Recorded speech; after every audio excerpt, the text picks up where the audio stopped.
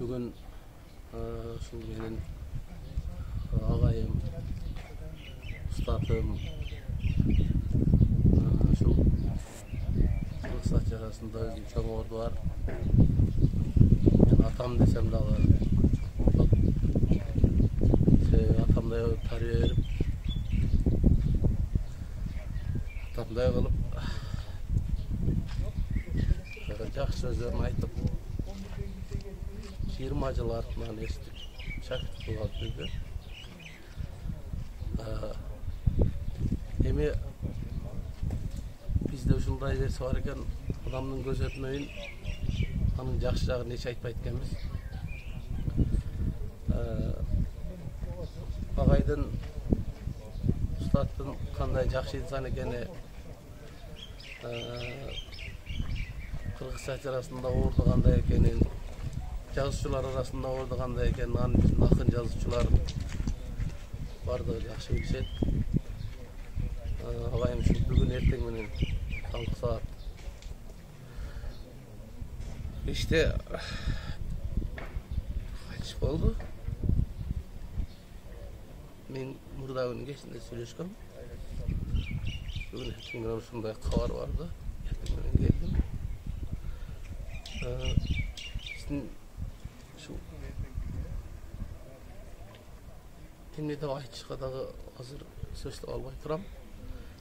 Негизи биздин ушундай таланттуу инсандардын ушул жашоодон өтүшү, негизи эле жакшы адамдын жашоодон өтүшү, улуу болобу, кичи болобу, ар бир адамдын жүрөгү менен өтөт экен.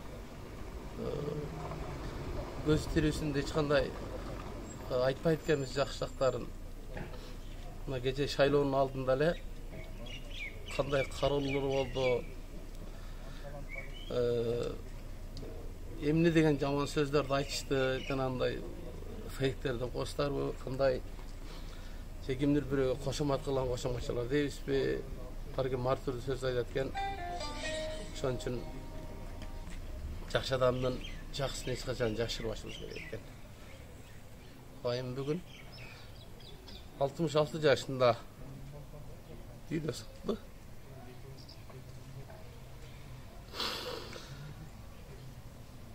55-жылы 12-майда төрөлгөн эле.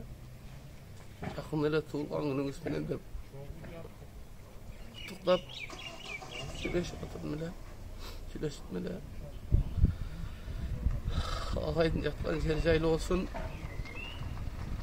Балдарына, кыздарына, неберелерине сабыр берсин.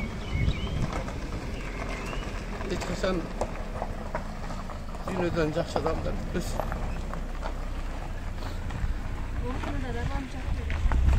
Ооруканада 10 күндөн ашык ооруланып жаткан. Агайдын өзүнүн дагы сахары бир аз көтөрүлүп түшүп турчу. Балким ошол себеп болду. Жакшы боло албады кыскасы. Арты айыл болсо башка иштикке дейин алабыз. Жөнөкөй адам эмес.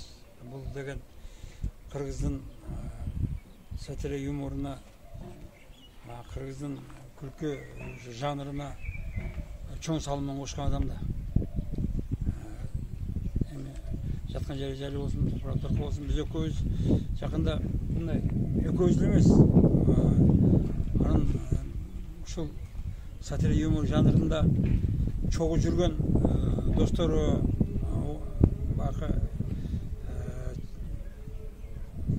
шакирттери бардыгы чогуу жүргөндөрү кошулуп бир китеп жазган атканбыз.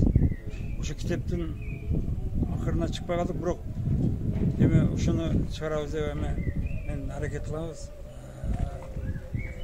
Мен эми Рахман жөнөкөй адам эмес. Бул деген сатира юморунда балдарды кантип тартыштын жолдорун биздин мамлекеттик структура билбей аткан нерселерди, Маданият министрлиги билбей аткан, жасай албай аткан нерселерди жасаган адам да. Эми көп пландарыбыз бар эле. Мындай кино жанрында, сатира юмор жанрында да ошонун бардыгы эми болочокто балдары, шакирттери менен жасайбыз, Кудай буйрса. Ошого Кудайым бизде сенаман жеткизсин. Эми Кыргызстанда ушул коронавирус пандемиясы тезирээк кетсин. Элибизге ошо тынччылык, барчылык, токчулук берсин. Анан эртең саат 2-де ушул жерде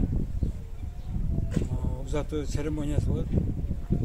Ошого тааныш билиштерди, тууган уруктарды, кыргыз сатирасына салым кошкон адамдарды, анан кайдыгер эмес адамдардын баарын чакырабыз. Келип